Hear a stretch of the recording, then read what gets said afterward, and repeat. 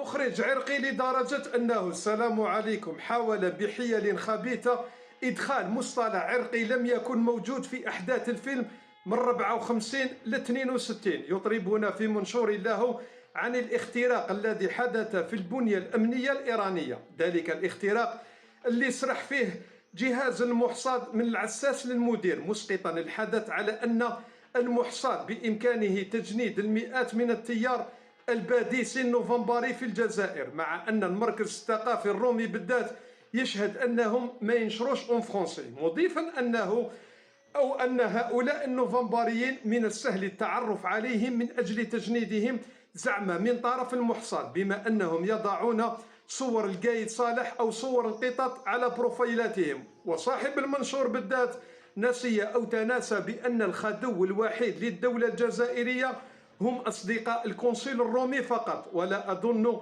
أن فيهم واحد باديسي ولا نوفمبري. سلام.